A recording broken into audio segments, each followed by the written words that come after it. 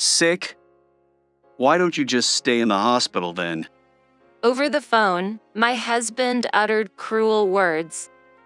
My voice trembled at his response, something I hadn't imagined.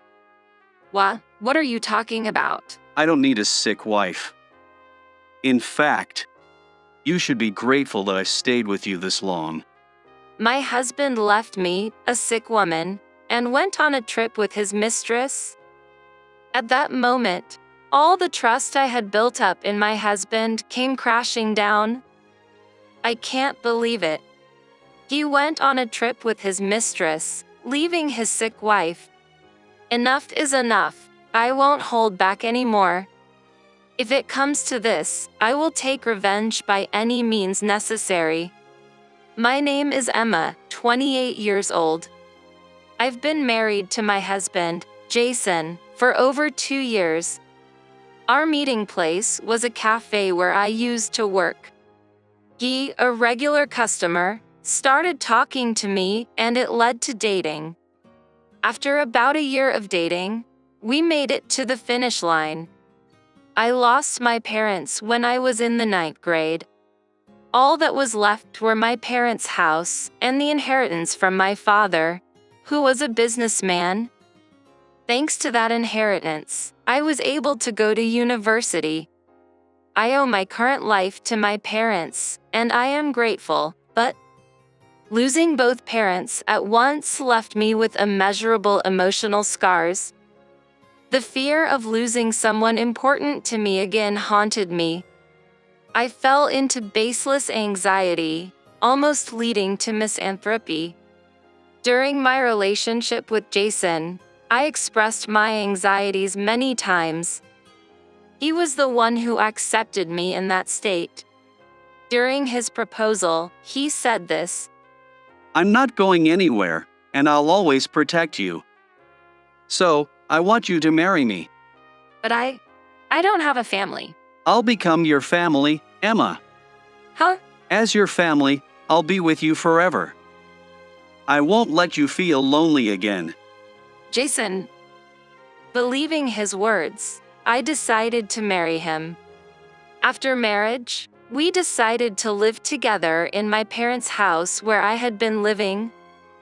Living with him after being alone for so long, our married life was blindingly happy.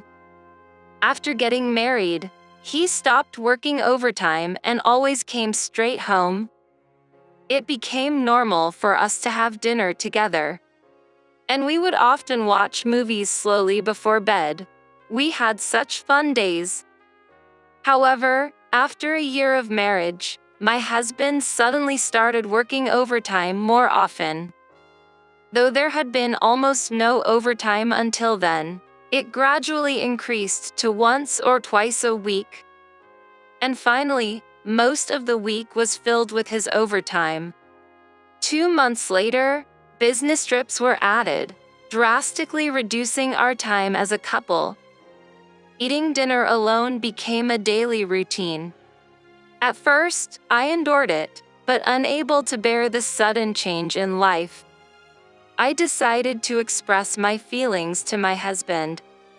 Hey, Jason, don't you think you've been working overtime a lot recently? Sorry about that. Work has been piling up lately, haha. But you didn't have much overtime a few months ago. Plus, there was that business trip the other day. I'm working hard for you, Emma. It's kind of a shock to hear you say that.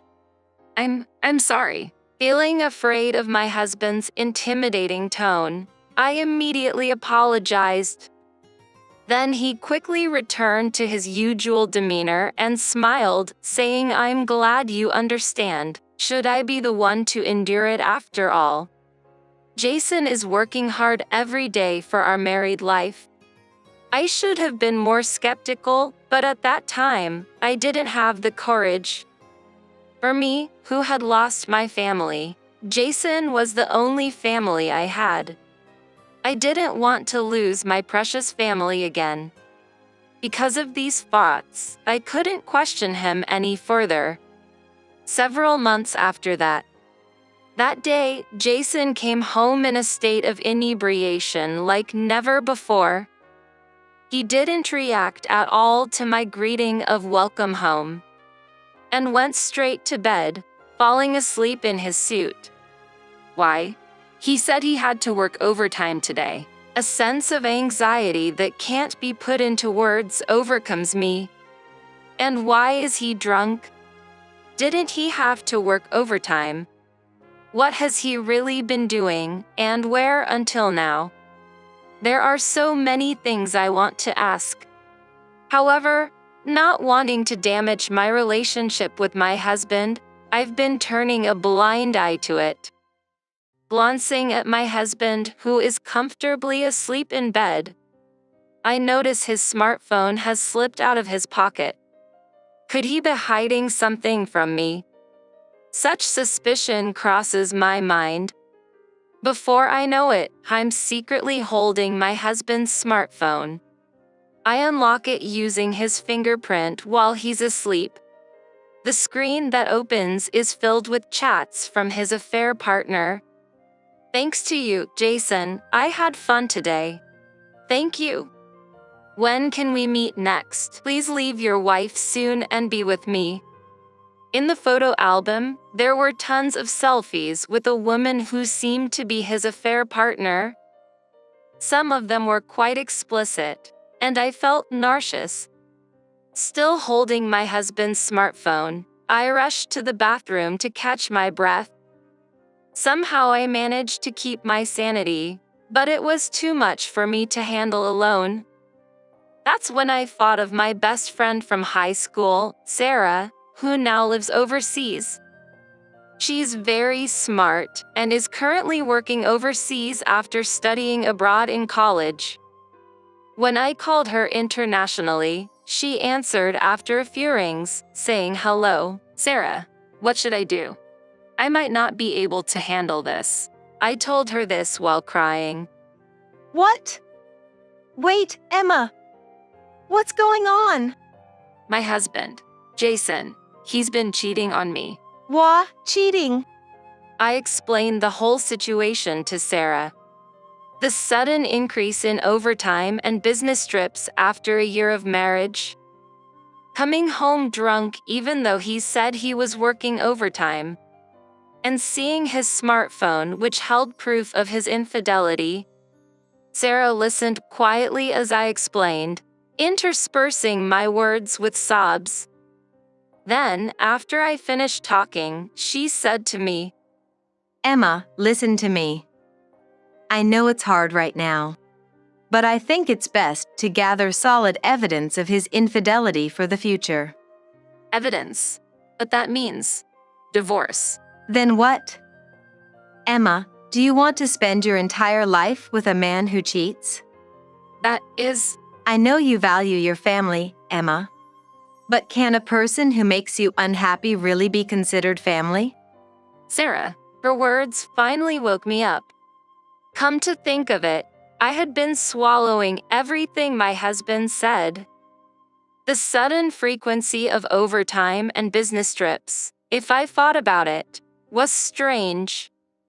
Out of a desperate fear of losing him, I had been averting my eyes from reality.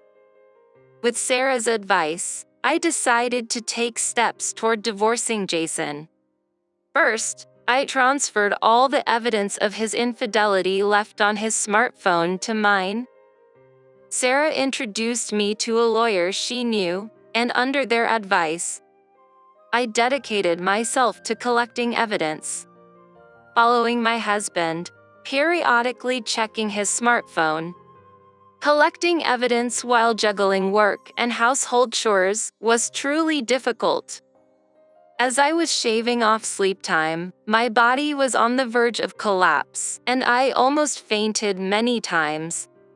After going through such hardships, several months later, I gathered a substantial amount of evidence of his infidelity. With this much evidence, I should be able to get a favorable divorce. Finally, my efforts were about to pay off. Just when I thought so, I collapsed at work and was taken to the hospital. I thought it was just exhaustion, but the medical tests revealed a certain illness. I ended up being hospitalized. I had all the evidence and was ready to proceed, but then I fell ill. There's nothing to be done about it. I called my husband to tell him about it. Jason, do you have a moment? What? Didn't I tell you I'd be on a business trip for a while? Actually, I collapsed at work. It looks like I'll need to be hospitalized for a while. So So, is that all you have to say? you're going to be hospitalized, right? That means you'll be safe in the hospital, huh? By this time, my husband no longer had any interest in me and was meeting his mistress every day. His treatment of me had become so careless that I thought he was practically confessing.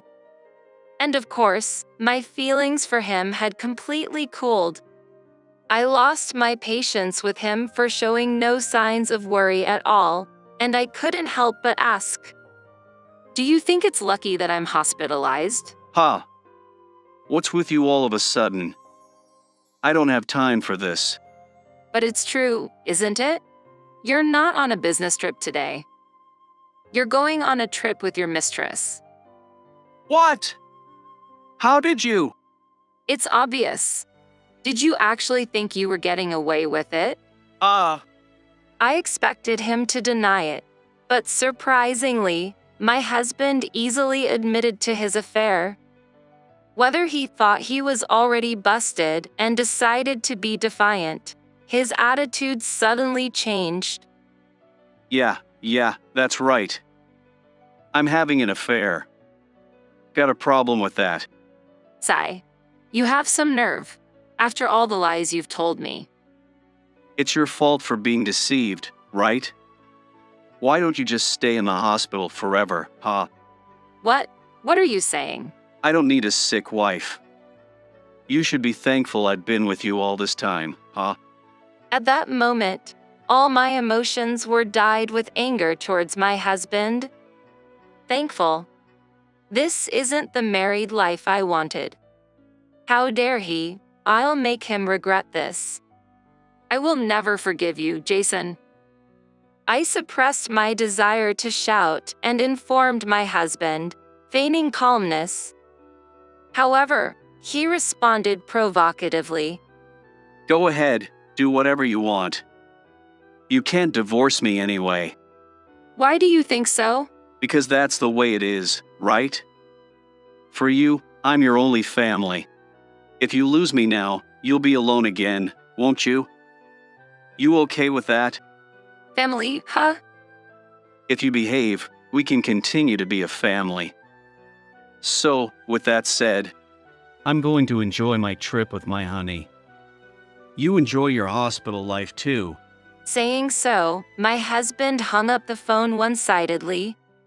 At that moment, I heard a cloying woman's voice saying, "Are you still there?" from the phone. Probably, he no longer cares about hiding it. He thinks that even if he is caught cheating, I won't take the step towards divorce. Don't mock me. If he thinks I can be easily deceived just because he uses the word family, he's terribly mistaken. If he has such intentions, I have my farts too.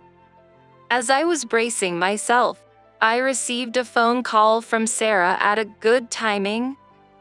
I promptly explained the content of the previous conversation to her. So, it seems Jason thinks I can't divorce him. What? How dare he underestimate you like that? I know, right? Well, I plan to divorce him, but the main problem is what to do after the divorce. What do you mean? You see, Sarah, you know?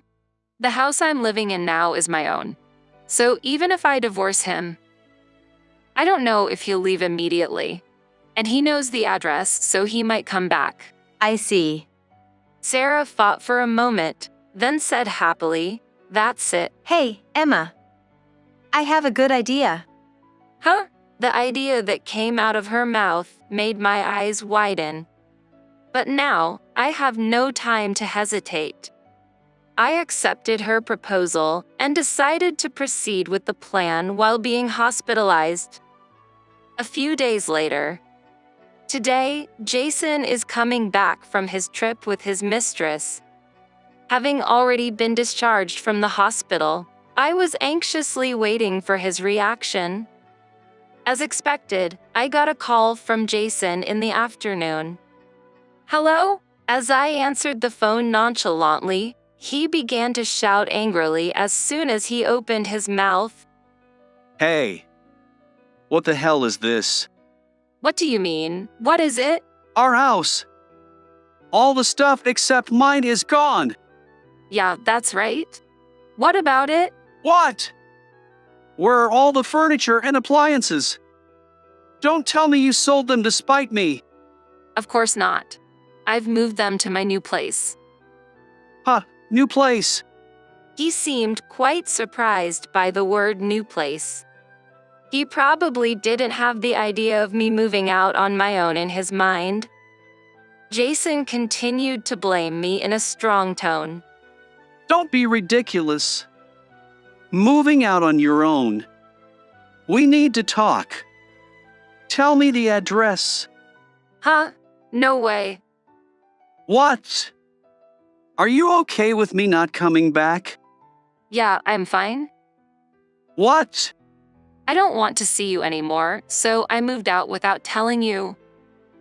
Oh, by the way, I've already sold that house. Please get your stuff out within this month." What? What are you saying? "Don't you get it? I'm saying, let's get a divorce." I finally confronted him with a divorce. He seemed quite confused, repeating unintelligible words over the phone. Whether he was upset about me bringing up divorce or not, he soon began to lecture me arrogantly. Do you know what you're saying? Divorce means you lose your family. "I know that, but we weren't a family anymore, right?" Don't mess with me. I've always been with you as a family, as a husband. If you insist on divorcing, give me property. "Huh? Property? Do you even understand your situation? You're the one who should be paying the division of property." What? "It's not what, you know? Just to let you know, I've gathered more than enough evidence of your infidelity. Of course, I'll tell your mistress everything." The voice of my husband on the other end of the line grew increasingly quieter, and I could sense his anxiety through the phone. Realizing that he was the one being asked to pay the division of property, he seemed frightened and his attitude suddenly changed, starting to plead with me. Wait! It was my fault. "Yes." I'll break up with her. I'll make it work as a couple with Emma. So, please, spare me from the division of property. My husband repeatedly pleaded with me pathetically. Each time he did, my feelings for him cooled down and gradually turned into irritation. As if to completely cut off all my feelings for him, I exclaimed loudly, "Enough. You cheated on me over and over and made a fool of me, and now you say forgive me? Don't mess with me. I don't consider you my family anymore. A man who cheats leaving his sick wife behind. I don't need you." Emma, please, listen to me. You don't want to be alone, do you? Why should I care about what you have to say? Your excuses aren't even worth listening to. I'm not going to depend on you anymore. I don't need a family like you. Fall to hell with your mistress. I hung up the phone unilaterally and blocked his contact. From then on, all my dealings with him were handled by the lawyer I had been using for some time. Even my husband, who was initially reluctant to divorce, was scared by the lawyer's divorce mediation and finally agreed to divorce quietly. I demanded a lump sum of division of property from him. whether he had told her that it will never be found out. The mistress was outraged by his lie, and she ended her relationship with Jason. As she was a junior at the company, the topic of my ex-husband's infidelity became a hot topic within the company. Unable to bear it, he voluntarily quit his job. All that was left for Jason was debt. Even when he asked his parents for help, they promptly disowned him. He's now struggling to repay his debts, working multiple part-time jobs as he can't find a new full-time job. On the other hand, I've started a fresh new life. As my ex-husband knew about the cafe I used to work at, I submitted a request for a transfer and am now working at a different branch. I can't thank Sarah enough for this proposal. She's coming back to the country for a while soon, and I plan to thank her properly then. I've decided to stop being trapped by the word family. From now on, I want to cherish those who take care of me, just as they do me. There must be those who have experienced bitter feelings from their partner's secretive infidelity. But my case is far worse. After all, I was declared infidelity in advance by my husband. I was seduced by my ex, so let me cheat just for one night. That's his reasoning. When I told him's fine, he was overjoyed. Thank you. Honesty really is most important for long marriage. Yes, just as my husband said, honesty is important. So, I too decided to live my life honestly. What happens to my husband from now on is no longer my concern. My name is Kate. My boyfriend, John, is a straightforward person who can't lie. Furthermore, he can't refuse when asked for a favor, and is always willingly to do anything someone has asked him to do. I loved that about John. I thought we could become a married couple with no secrets and mutual trust after marriage. That was why I decided to marry John. One weekend, John said to me, Kate, you fell for my honesty, didn't you? "Yes, that's right." And you also liked my kind personality that I never refuse when someone asked for a favor. "Yes." Then, John slowly took out a receipt from his wallet. I'm telling you this because you're such an honest person, Kate. But I stepped by at this place after work yesterday. What John showed was a receipt from a hostess club in New York. "The payment is $1,000. A client insisted on going there, and I couldn't refuse. My boss left first, so I had no choice but to pay. This is going to be covered by office expenses, right?" Unfortunately, it's not. The company does not encourage entertaining. Then you should have refused to go at the first place. You know I'm the type who can't say no when asked, right, Kate?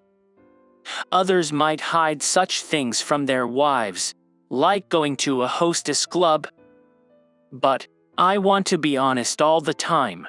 That's what you want too, right, Kate? Well, better than being kept secret. Exactly. I knew you'd say that, Kate. Being relieved with my words, John started spending money more frequently. Every time, he would show me the receipt and report it to me. Kate, I went to the department store yesterday and saw a wallet I had been eyeing, so I bought it. What? $500? You had a wallet you were using before, and such an expensive brand. At first, I was just looking from outside the shop window, but the clerk noticed me and drew me in. I was persuaded, so I ended up. Isn't it really a valid excuse for this amount, is it? But if they ask me to buy, I can't refuse.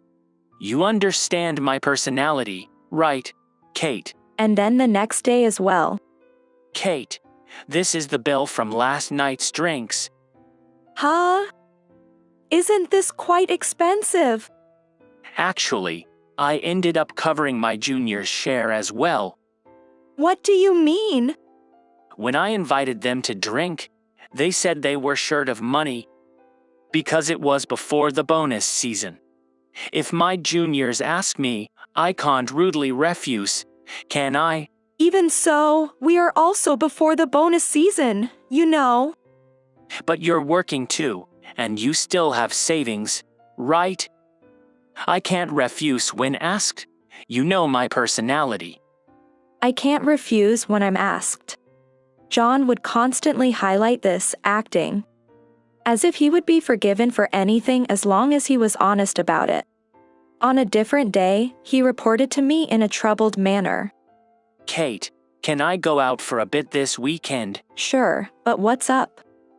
Actually, my ex-girlfriend called me out saying she has something to consult about. What? Are you going to meet her alone? Yeah, it seems like she doesn't want other people to hear the conversation. Your ex-girlfriend is May, who you showed me on social media before, right? Yeah, that's right. May is married too, isn't she? Isn't it strange for her to suggest a meeting with John, knowing that you're married? So you're suspecting me and May? If there was something fishy going on, I wouldn't tell you honestly like this. But still. It's okay. I've already agreed anyways. What? You agreed without consulting me. I can't refuse when someone relies on me. Do you really think I can do that? Fine. Thus, John talks openly about his ex-girlfriend May as well. I knew about May, but John's inability to refuse led to him meeting her alone. And this indeed made me worry. And my worries came true. Late that night, I got a message from John. Kate, sorry for the late contact. That's right. I was really worried. So, what time are you coming home? You can still make the last train, right? About that. I don't think I can make it home tonight. Can't make it? Why? May seems troubled by her husband. She said she doesn't want to go home tonight. She told her husband that she's staying at a friend's place. I don't quite understand. So you mean she planned to stay with you from the beginning? Yeah, it seems like it. She wanted to meet me today to have some fun. She told me she wants to spend the night like old times, just for tonight. Like old times. Like when you were dating. That's cheating. But it's only for one night. That's why I'm reporting this to you, right? What? Whether it's one night or not, cheating is still cheating. But isn't it better than me doing it secretly? Telling you honestly like this is my sincerity to you, Kate. Unbelievable. May insisted that only I can help. You understand that I can't say no when it comes to this, right? Please, forgive me for tonight. John was telling me to accept his infidelity. It doesn't seem like a normal mindset. While I was lost for words, I heard a woman's voice from the other end of the phone that seemed like May's, saying, "Hey, John, aren't you done yet?" Kate, I'll put you on hold for a bit. Please wait. In a rush, John told me that and started talking with May. He must have been so flustered that he forgot to put me on hold. I could hear the whole conversation between John and May. John, are you really going to be able to persuade your wife? Yeah, she just needs a little more convincing. She likes my honesty and my inability to refuse requests. So if I tell her the truth, she's a fool who will forgive anything. Really? She's such a fool. Right. Once she says okay, she's in my control.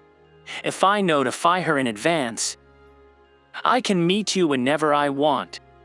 It's all because I have chose a dumb woman as a wife. John, you're so evil. Yeah, I can even get her to accept any amount of money I spend on shopping. Next time, I'll buy you something from an exclusive brand. Really? Is that okay? Yeah, I'll just say, I couldn't refuse a request from my subordinate and it'll be fine. I love you, John. I love you too, May. Then go persuade your dumb wife quickly. Leave it to me. I was so taken aback that my hand holding the smartphone was trembling. Is this really how John feels? All this time, I've been deceived by him. As I realized this, my feelings for John cooled instantly. Unaware that the conversation had been overheard, John returned to the phone. Sorry for the wait, Kate. May really doesn't want to go home. It's fine. Huh. After hearing what you said, I realized the importance of honesty. So, you can do as you please. Thank you. I knew you'd understand, Kate. John happily hung up the phone. I immediately called somewhere else. After finishing what I had to do, I was finally able to sleep. The next morning, John came home in a good mood. Kate, I'm home. Welcome home, you're in a good mood. Yeah, I just realized again how wonderful my wife is. If I had come home from there, I think I would have felt guilty about May. But I didn't want to keep secrets from Kate, so I thought it was right to be honest. I think it's important to always be honest all time. Yes, indeed. John, will you always be honest with me? Of course. I can't lie or hide anything from Kate. No matter what happens, I will tell everything honestly. Don't forget your words. As soon as I finished speaking, the doorbell rang at the house. It seems they have arrived. John asked, "Who?" in response to her words. I silently invited the guest into the house. The man who appeared in the room shouted at John. You're the one having an affair with May. Huh, what do you mean? Right after John declared his affair, I immediately contacted May's husband. I told him, "Your wife is having an affair with my husband." May's husband seemed to have had some suspicion, and he believed my words immediately. He said, "I want to talk to your husband once," so I shared him our home address. John looked scared, looking me and the man back and forth. Then May's husband said to him, I heard from your wife that you were with my wife last night. Explain yourself. Kate did. John seemed to finally understand the situation. He began to frantically explain to May's husband. No, it's not like that. It seems you have some misunderstanding. Misunderstanding. Yes, I was indeed with May last night, but it was just like a reunion. Nothing improper happened. I immediately spoke up. John, did you forget your words? You promised to be honest, didn't you? Yesterday. You told me to forgive your affair with May for just one night, didn't you? Upon hearing that, the anger of May's husband escalated further. Just as I thought. You've been cheating on her. Seemingly accepting that there was no escaping the truth, John finally admitted his infidelity. As he apologized profusely, May's husband roared, "I'm going to demand compensation." In the end, John had no choice but to accept the terms at the price the other man set. After making John sign a letter promising to pay the compensation, May's husband, seemingly satisfied, finally left. As soon as it was just the two of us again, John started blaming me. Why did you contact May's husband? Well, you said we should be honest, John. It wouldn't be fair if I was the only one who knew the truth, right? John couldn't argue and his voice suddenly became quiet. But still, not everyone is as understanding as you, Kate. Well, What's done is done. Now, we need to figure out how to pay back this compensation. If we continue living as we have, we'll never be able to pay back such a sum. That guy really went overboard. Well, you didn't really have the right to refuse, did you? You weren't in a position to negotiate the amount, after all. I know, but I believe we can overcome this if it's you and me, Kate. Can't you take on more work? Why should I? There's only so much we can cut back on living expenses, and my company prohibits side jobs. So I think the only option is for you to get another job and use that money to repay the debt. That's not what I meant. Why do I need to pay your compensation? Because, aren't we husband and wife? Aren't we supposed to be in this together?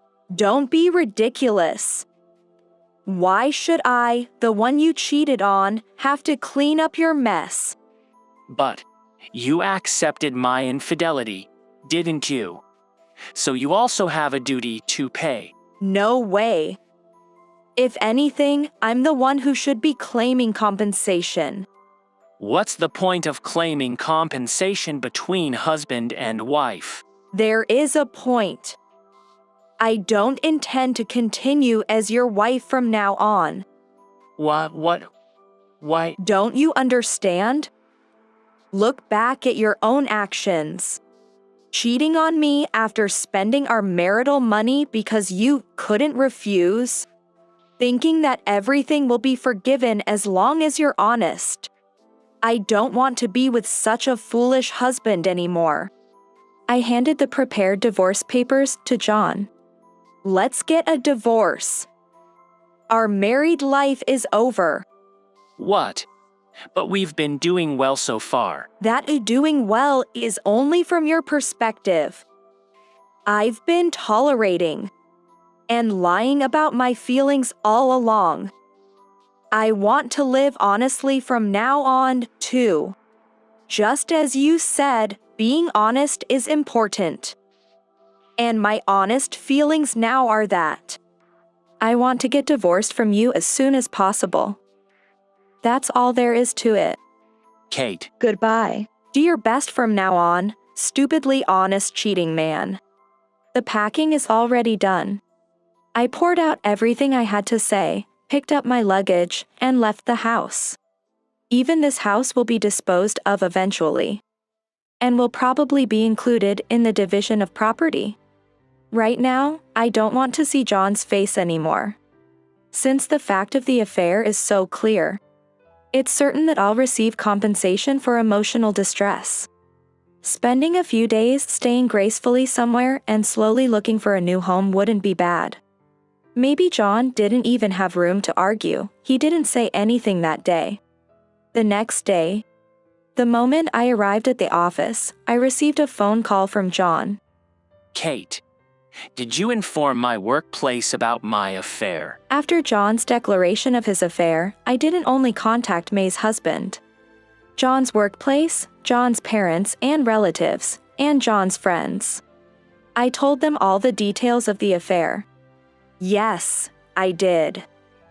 If John wanted to be so honest, it would be best to let not only me, but also others know the truth, right? At my words, he raised his voice louder than ever before. Don't mess with me. There are things you should say and things you shouldn't, right? Oh, I didn't know you had such a standard of judgment. So, being honest and telling your wife, I'm going to have an affair, was a good thing for John? Kate, I was wrong. I'm reflecting on it. So please help me. I was called into the executive room first thing in the morning and told that I'm being transferred to a local branch. Oh, well, bad for you. With the rumors of my affair circulating throughout the company, I can't work at the headquarters anymore. I also have to repay the damages. And my salary has dropped significantly. I can't make it without you. Then, you should have considered my feelings more. It's too late now. What do you mean, too late? I'm reflecting and apologizing. Part of the reason I got transferred because you told on me, so I won't pay you any compensation. Oh, are you refusing when I'm asking, please pay me damages? Weren't you the type who couldn't say no to people's requests? That depends on the time and place. It's your double standards that have done you in. You've essentially brought this on yourself. Unfortunately, I won't be withdrawing my claim for damages.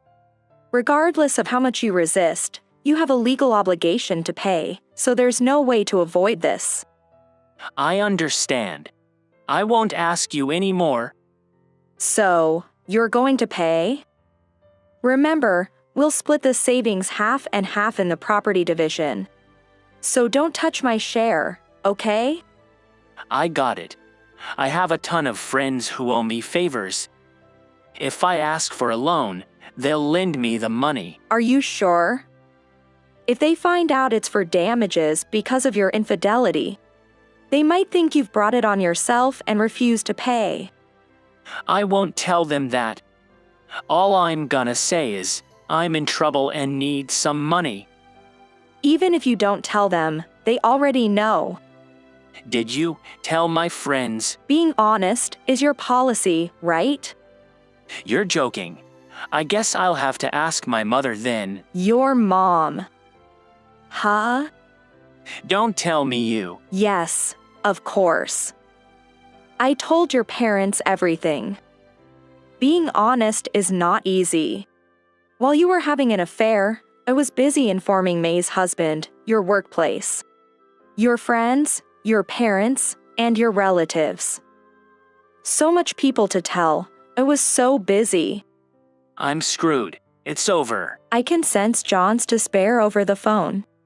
He is facing a life of loneliness in the countryside, unable to depend on anyone.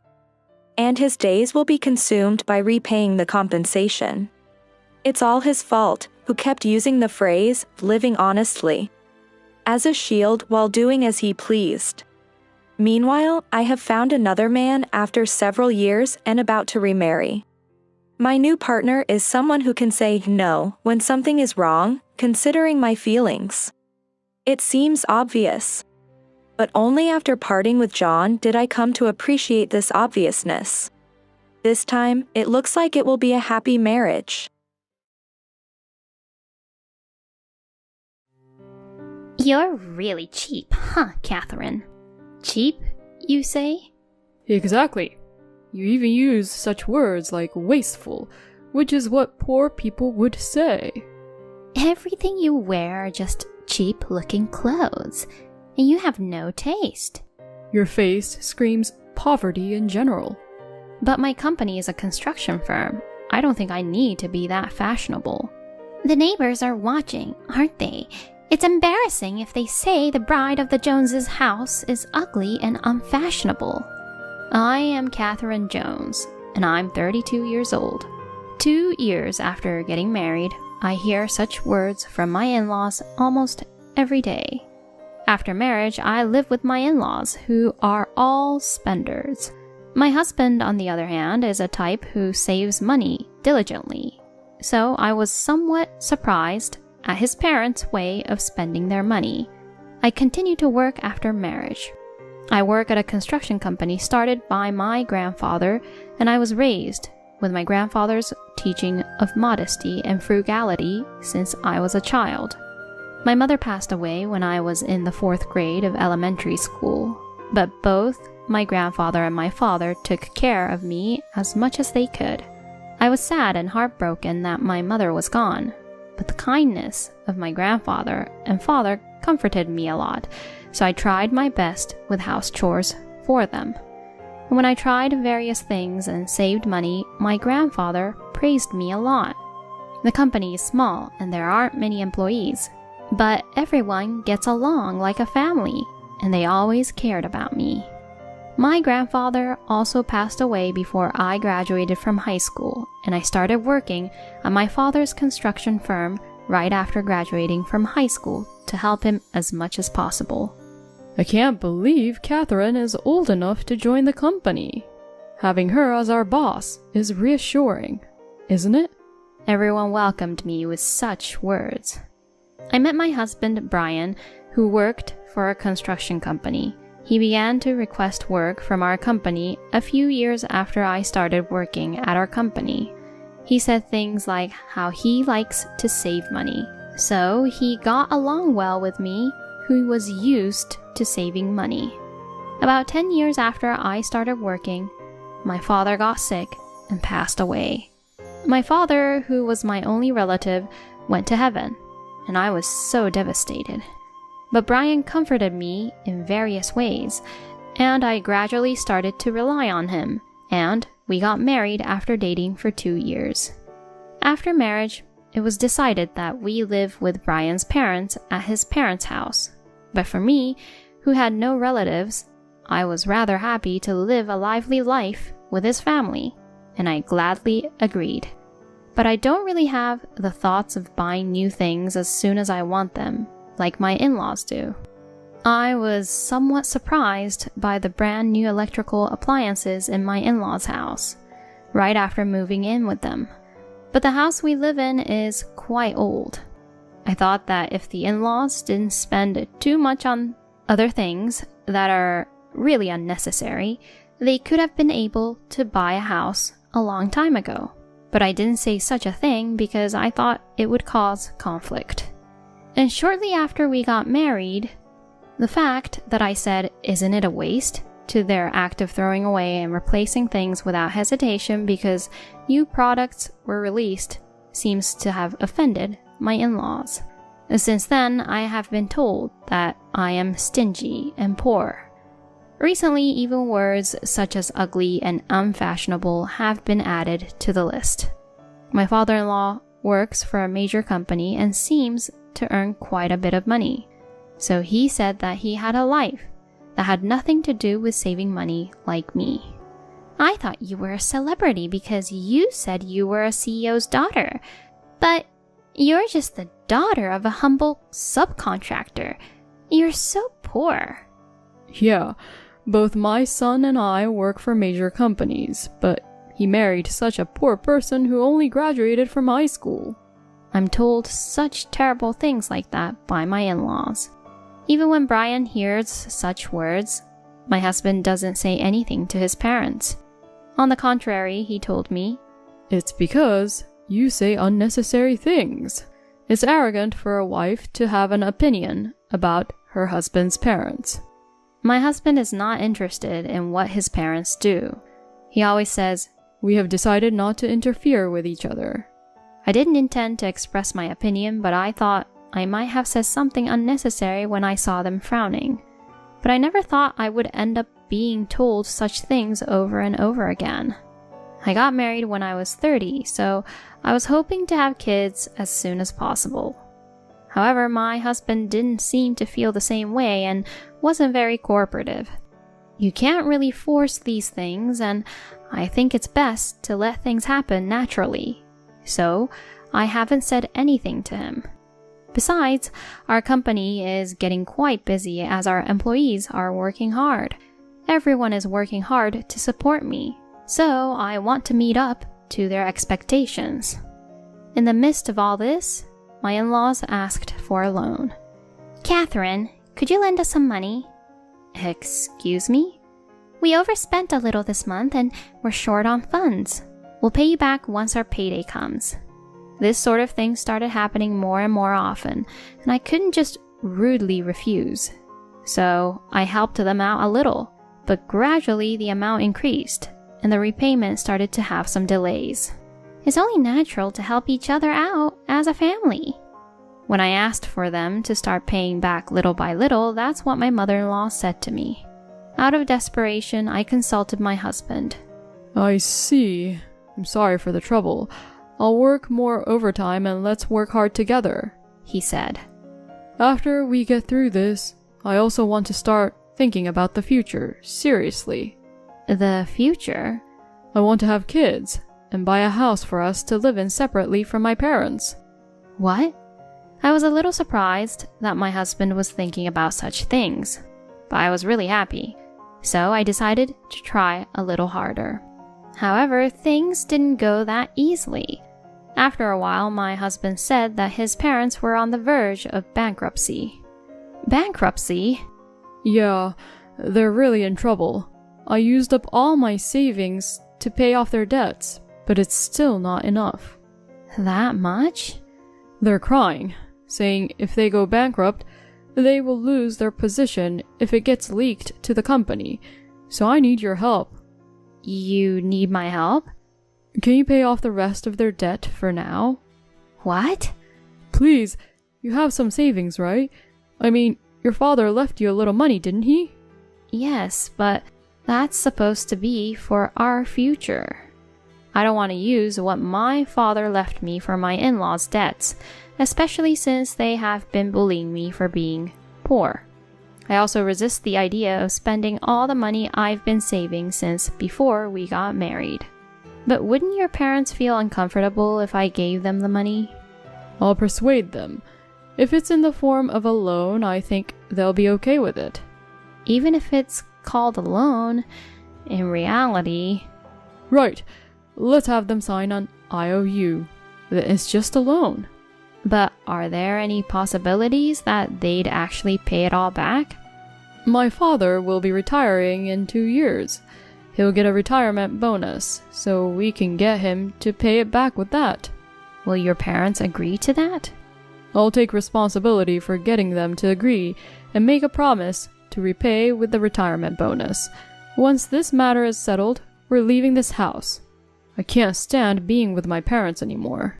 All right, if you insist. With the hope of living with my husband in our own home, I used all my savings to pay off my in-laws' debt. Thank you, Catherine. It was somewhat pleasing to hear such words from my mother-in-law's mouth, who had never said thank you to me before. I didn't give it away.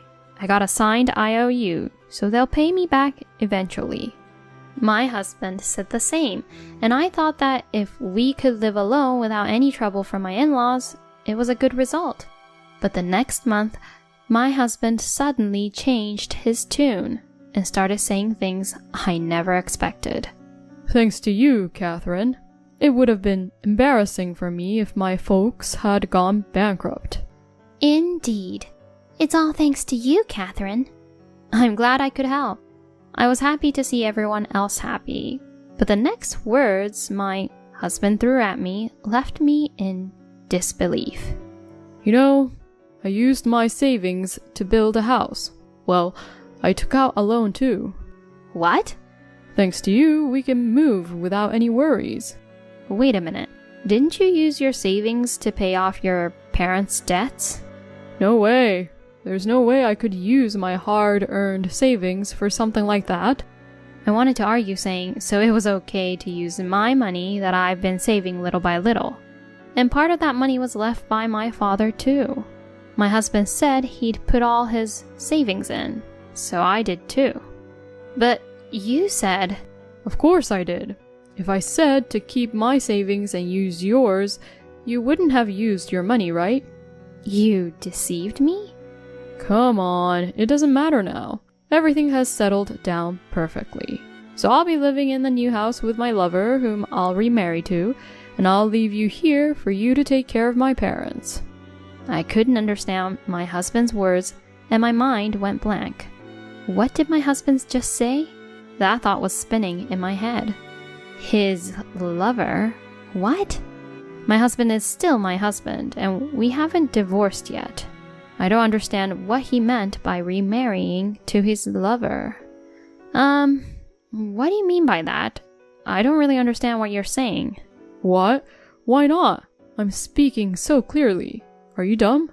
What do you mean by remarriage? We're not even divorced yet. Plus, I used my savings to help your parents. I know. That's why I'm grateful. That's why my parents agreed to live with you from now on. This means I can enjoy my new marriage life. So, you've been cheating on me all this time? That's not a nice way to put it. I plan to get married properly, so it's a serious relationship. What are you talking about? You're married to me. Well, that's all in the past now. You mean we're getting a divorce? Otherwise, I can't get remarried, can I? But don't worry. About what?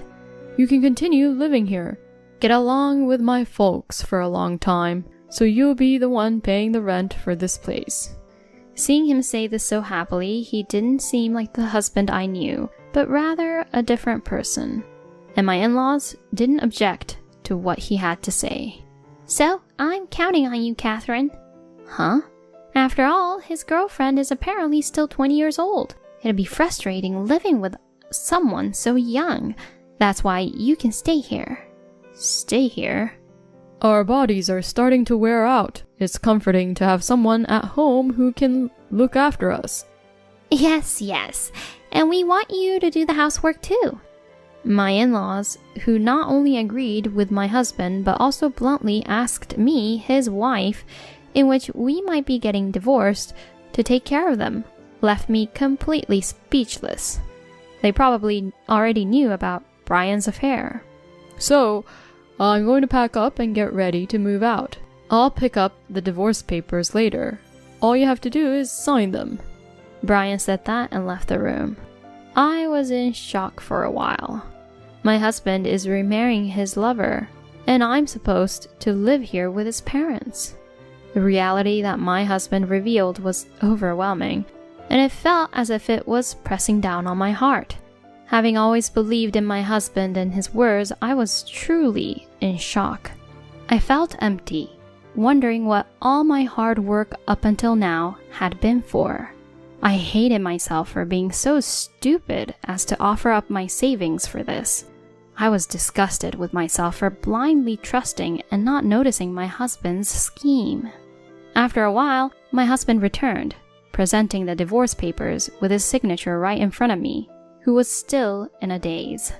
And to top it off, his parents also looked happy as Brian held the divorce papers proudly. For a while, I blankly stared at the paper, but gradually anger began to rise within me. Why do I have to be subjected to such treatment? And why am I being treated so unfairly? As I was looking at the divorce papers, my heart gradually cooled down. You've been a good help to me. That's what being a wife is all about, but your role ends today. Actually, my father has already quit his job and spent all his retirement money. Huh? But he was going out every day, wasn't he? He was going to casino, it seems. What a mess, huh? So from now on, you'll be taking care of my folks. He said so, smirking at me. Does he truly think that I would silently comply with whatever he says? If he genuinely thinks so, he must be out of his mind. I thought to myself, if I continue to deal with such a crazy guy like him, I might go crazy. I was watching my husband's face, who was delightfully looking down on me while trying to organize my thoughts. Then I realized something. I decided to firmly teach him and his family that things won't go the way they want. Understood? Well then, everyone, please prepare for the welfare, okay? Saying so, I signed the divorce papers and stood up. Huh? Huh? Huh? I guess it seemed that they didn't understand the meaning of my words. The eyes of my husband and my in-laws were wide, being in shock. But my husband quickly regained his smile and opened his mouth. What are you talking about? Have you lost your mind, or are you just bluffing? The one who's lost their mind is you. What kind of thinking is that? Why would you think that I would take care of your parents after we're divorced? But you have no savings left, and no place to go, right? You were happy when you married me and got a new family, weren't you?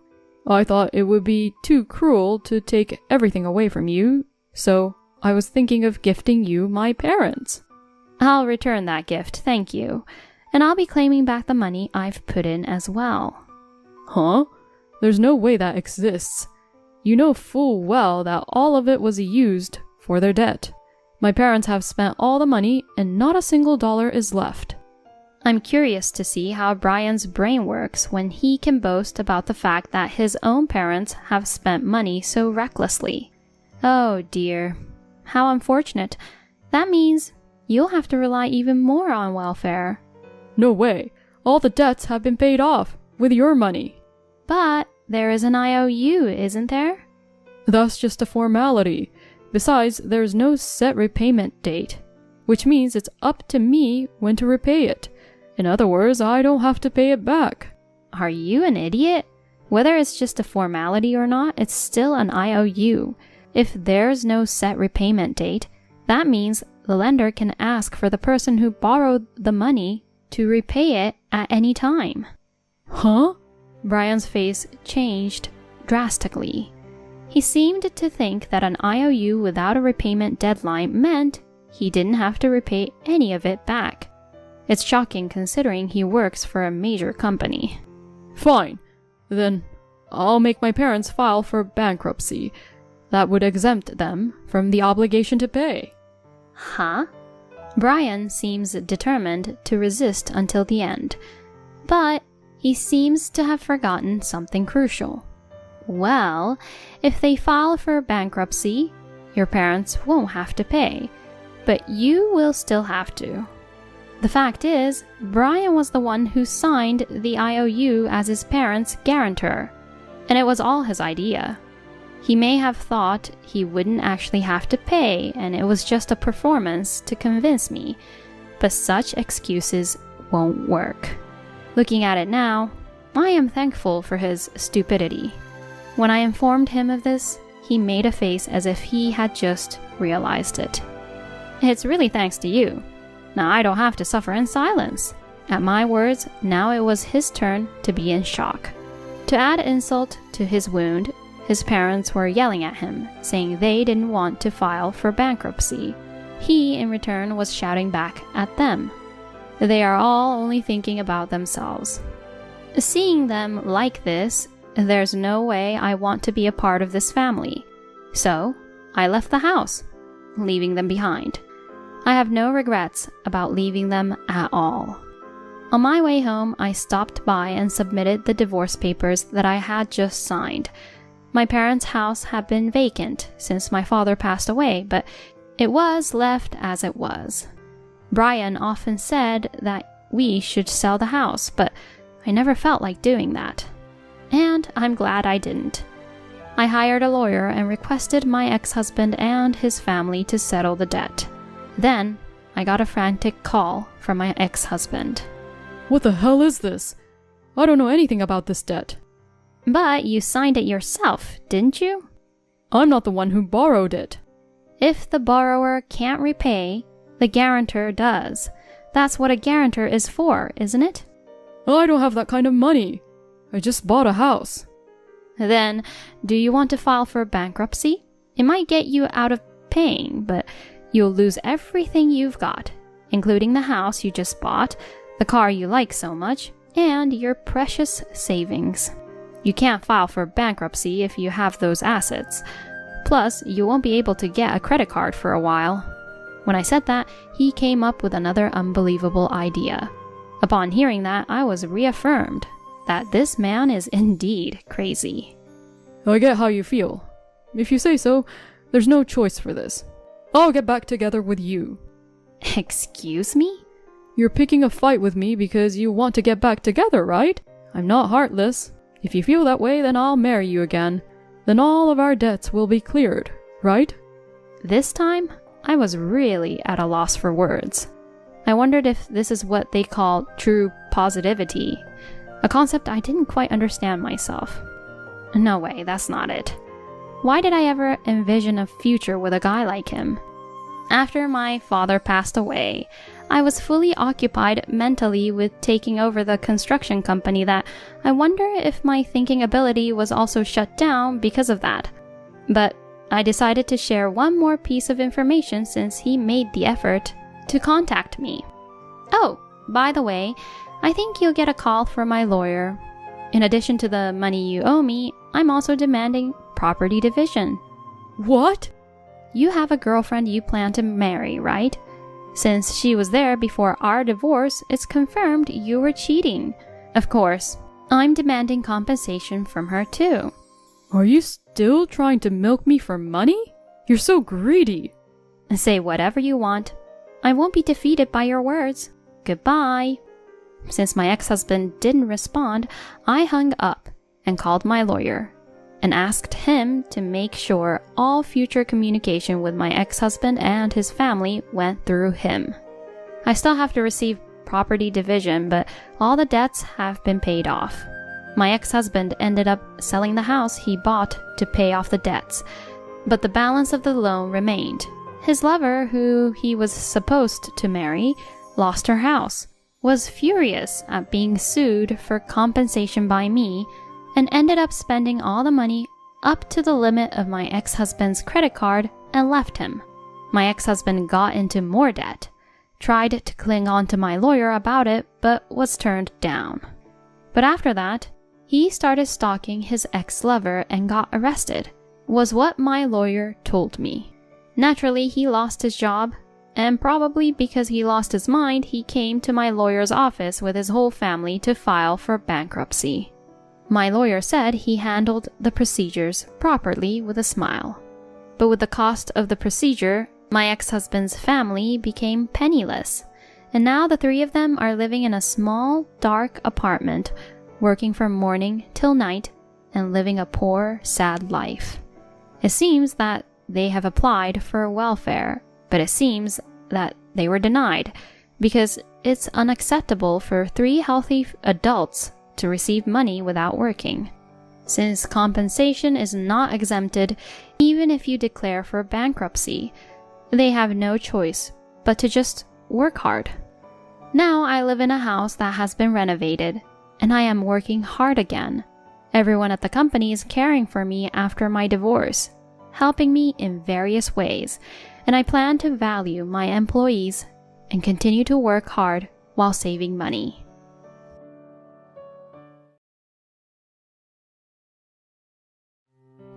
Please, let's get a divorce. My husband suddenly said that. I stopped doing my chores and my husband gave a sneaky grin. I'm taking over my mistress's company, so you're no longer needed. I nodded at my husband, who said that, as if to rub salt in the wound. Fine, here's the divorce papers. Finally, I can be free from this husband. My name is Catherine, a 45-year-old office worker.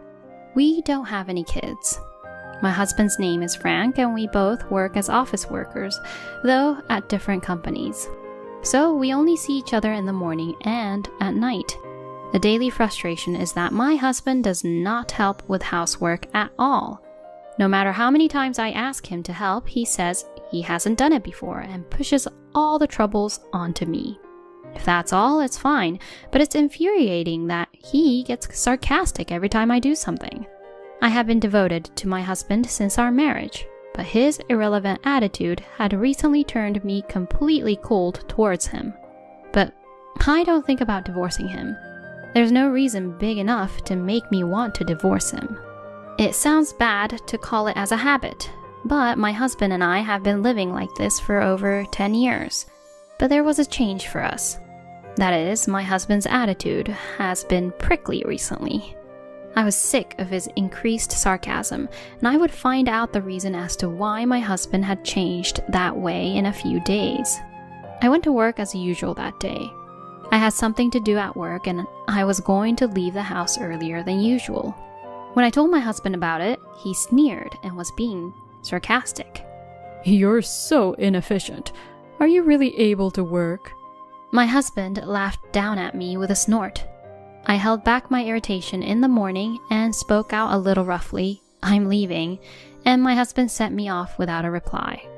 During lunch break, I was having lunch with my female colleagues who were friendly, and the rumor in the company came up. "Did you know the CEO's daughter might finally get married?" I think I was responding indifferently to my colleagues, who were all being excited. The CEO's daughter is a young woman named Elizabeth, who's 35 years old. She is said to be the successor, but she hasn't achieved noticeable results, so the executives don't seem to think well of her. Her father is also trying to arrange a marriage for her. Her boyfriend is suspicious. He might have a wife and children. I was surprised at those words. Everyone else was also saying, "Huh?" and opening their eyes wide. Well, it seems that Elizabeth herself denies it, so it might be a lie. My colleagues laughed loudly as they said that, but I thought there was a possibility that such rumors would come out. In the evening, it was time to go home, so I headed out. I have to prepare dinner before my husband comes home or he will complain. And while I was heading home, I usually take the train to work, but I found my husband on the platform at the station. I was surprised to see him going home early, and as I walked towards him, a young woman ran up to him before me. I was surprised and completely froze there. And what's more surprising was that the woman was the rumored Elizabeth. I didn't understand why Elizabeth was snuggling up to him as if she was his lover. With a sense of disbelief in front of me, I secretly followed the two. As I followed, I realized the two were heading for a fancy restaurant. It was a restaurant where many couples would go for their dates, and I felt very dizzy. I took a deep breath and captured the two entering the restaurant in a photo on my mobile phone. And while I was standing there in a daze, I got a message from my husband. I'm going to have dinner with someone from the company today, so I don't need dinner. My husband was lying to me to have dinner with that woman. If he has nothing to hide, there should be no reason for him to lie to me. From this day on, I started suspecting my husband of infidelity. A few days after that, even though it was a holiday, my husband was quickly getting ready from early in the morning. I usually don't ask, but today I asked him, "Where are you going?" I'm going to play golf with a colleague from the company. My husband's eyes were swimming as he said that, and I knew immediately that it was a lie. I didn't expect my husband to be so obviously disturbed. I wonder why I didn't notice it until now. Does that mean I had no interest in my husband? That makes me feel somewhat empty. My husband left the house quickly as if to run away from me. I can't just wait for my husband to come home. Just as dinner was about to be ready, I got a message from my husband. I'll be home late tonight, so eat dinner without me. Upon reading the message, I let out a deep sigh. My husband was probably going to have dinner with his mistress again. I was beyond furious, but I simply replied to my husband saying, "Understood." I didn't want to provoke suspicion by confronting him unnecessarily. I decided to maintain my usual calm self and carry on with life as if it was normal. Later that night, when my husband came home, he was grinning suspiciously. "Did you have fun today?" I heard some interesting news, but it's none of your business. My husband cheerfully handed me all his belongings. When I accepted his stuff, he headed to the bath with just his phone. "Should I hold your phone too?" I offered, but my husband refused.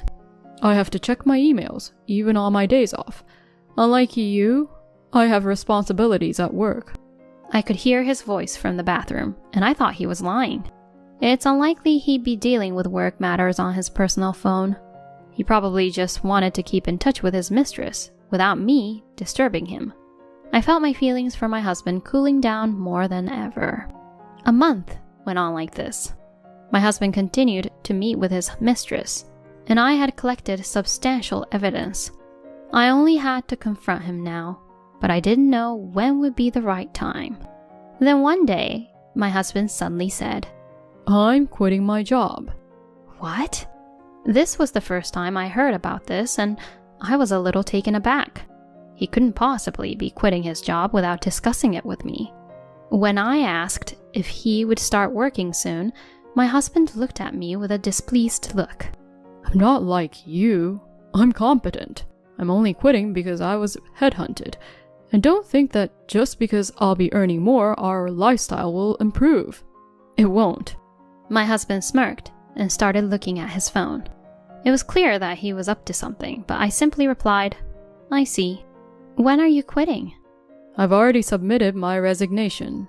Starting from tomorrow, I'll be joining a new company. Saying so, Frank headed towards his new company the next day. Since changing jobs, he seemed strangely cheerful. I tried asking him several times about his new company, but he wouldn't answer. Stop nagging. Like you, I'm tired. Be more considerate. He tries to keep me away from him by saying such things like that. Feeling curious, I secretly checked his documents, only to discover that he had joined the same company as me. I was truly shocked and considered confronting him, but I held myself back. This could be useful.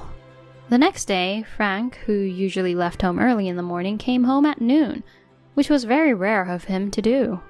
Before I could welcome him, he hastily approached me. I beg you, please, divorce me. Upon hearing his words, I stopped doing my housework and he grinned widely. When I asked what had suddenly come up, he seemed to be delighted, perhaps thinking I was rattled. I'm taking over my mistress's company, so I don't need you anymore. I was taken aback at the thought of Frank becoming a CEO. I held my breath in surprise. Frank, with a smug look on his face, started bragging. Actually, I met a young woman at a bar, and while we were dating, she fell for me. So she introduced me to her father, who happened to be the CEO of a renowned company. What? Her father seemed to like me and offered to let me take over his company. I couldn't miss such an opportunity, could I? He was gleaming with excitement and spoke in a buoyant tone as if he was narrating a dream. I was infuriated by his lack of remorse, but he didn't care about my feelings and just kept grinning. Tomorrow, the CEO is going to introduce me to everyone at the meeting as the new CEO. I feel so relieved to finally be able to break up with a woman like you who's only aging away. Just so you know, I won't accept a refusal to divorce. If that happens, I'll hire a lawyer and sue you. I was shocked that he, the one who cheated, had the audacity to sue me. I was utterly disgusted with my husband's self-centeredness, but this might be a good opportunity. I thought, holding back a smile, determined not to let this chance slip away. Sure, here are the divorce papers. Saying that, I took the divorce papers out of the drawer. My name was already filled in. At my unexpected preparedness, my husband was taken aback. Why the hell did you prepare this? Are you really okay with this? My flustered husband was demanding answers. Even though he was the one who brought it up, I wondered why he was so agitated.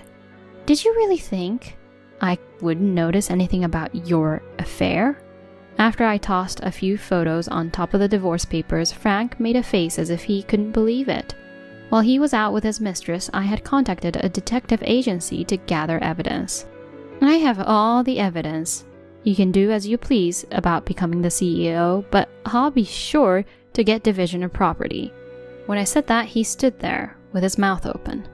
However, soon enough he began to smirk as usual. Oh, really? If you knew, it saves us more time.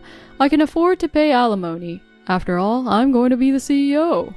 Seeing his smug smile, I thought that him being able to laugh like that would only last for a little bit. I was thinking of executing my plan with this conversation as a starting point. I wouldn't simply accept division of property and let it end at that. Stress that had accumulated for over 10 years could not be relieved with such a matter. Becoming the CEO means that you won't need this house, right? Of course. I'm being taken in as a son-in-law into a mansion. I'll be able to enjoy the luxury that you could never taste even in your whole life. Then I'll sell this house, okay? When I said that coldly, he answered, yeah, in an uninterested way. Even though I'm going to be a CEO and live happily with a young wife, you may get division of property, but you're destined to live alone. How pathetic. Don't bother trying to find a partner, okay? An old woman like you won't be anyone's choice. It'll only make you a laughingstock. Well, have a good life. His irritating remarks were no longer painful or annoying to me. Don't think that this will end easily like that.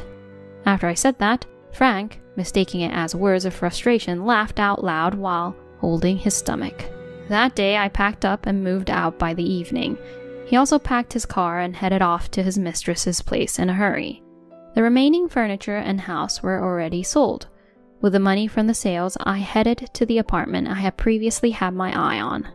A few days later, I attended an important executive meeting where the CEO was to decide his successor. While setting up the equipment, I called out to my senior colleagues. Apparently, they were discussing whose computer they were going to use. Please, use mine, I suggested, bringing out my own laptop. I'm the one who prepared today's documents, so everything is organized. With this, my preparations were complete.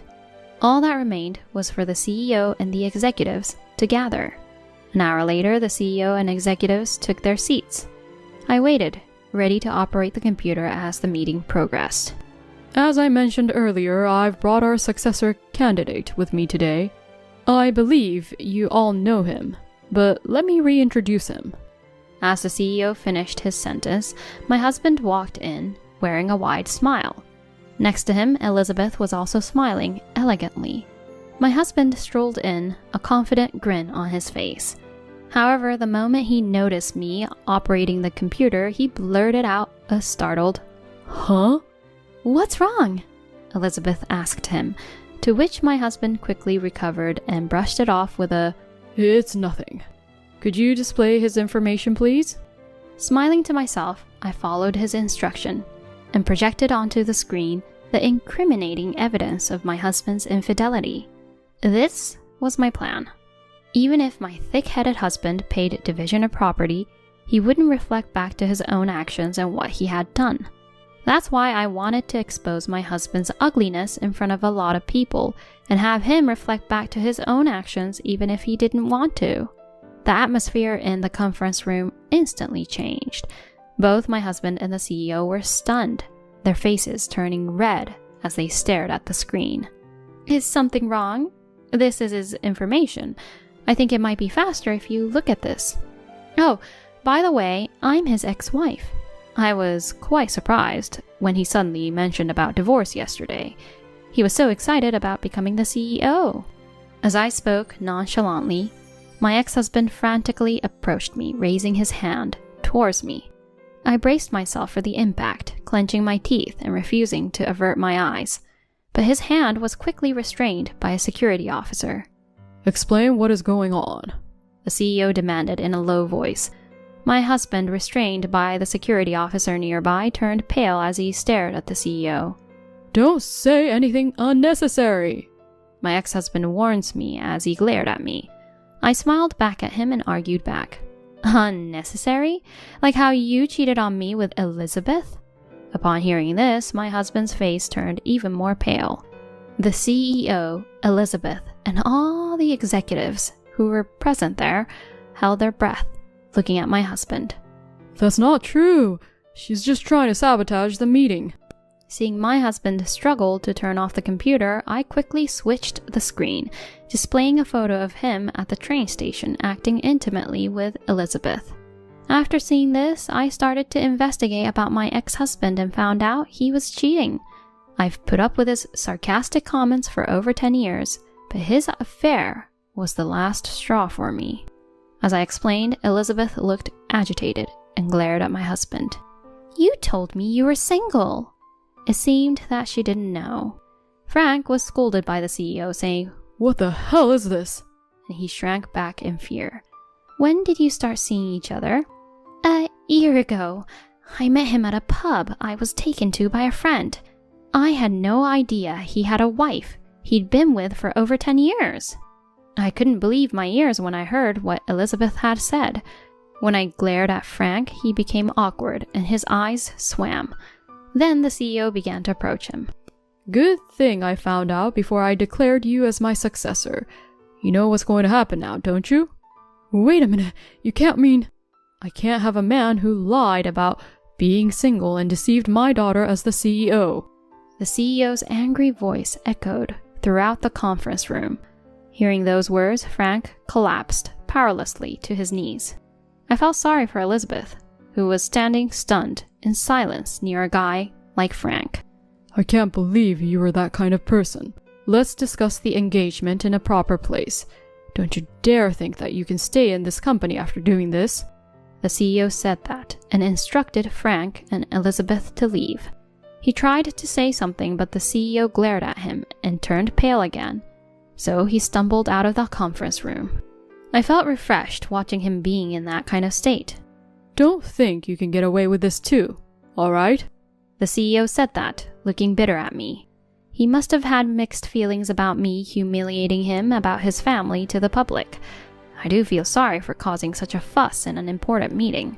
However, I didn't want to let Frank off the hook. I truly apologize for causing such an inconvenience in an important meeting. I intend to take responsibility for causing this disturbance and resign from the company." When I said that, the CEO nodded and gestured for me to leave. I left the conference room as instructed. I loved this job, but since I got to get my revenge, I have no regrets. As I left the company, Frank, with his pale face, pushed past the security and ran towards me. Don't think you can get away with this. Shouldn't you be more worried about losing your job and your house? When I said that, he let out a pathetic, "Ugh." Yes, I sold off his house. Due to this incident, he has made the CEO angry, and he will probably be kicked out of the mansion after the engagement is broken off. Understanding that, Frank quickly changed his attitude and clung to me. Please, I have no savings. I can't afford to rent a house. Please help me. Why don't you have any savings? Because I was going to be the CEO. I had a huge celebration. I wouldn't have been dumped like this if you hadn't done this. You better take responsibility for this. What are you talking about? The one who should take responsibility is you, isn't it? As I coldly replied back, he was led away by the security guard, holding back tears. Now, I have nothing left to do. I felt refreshed thinking that I was finally free from a guy like Frank. Later, I quit the job and started looking for a new job. As for Frank, he was kicked out of the mansion because the engagement with Elizabeth was broken off, and he was told by the CEO to quit the company. There was constant gossip in the company, and it was said that Frank left the company while everyone gave him the cold shoulder. I heard that Frank had to settle in a small apartment. He had to pay Elizabeth and I compensation for the damages caused, and his life was said to be a struggle. Recently, I heard that he is struggling with debt. I live a short distance away from my previous workplace. Luckily, I found a new job, so I'm not having any trouble making a living. Because of the incident, I had to distance myself from my kind colleagues, but I still have no regrets on what I did. Now I'm enjoying a stress-free life while working hard at my new job.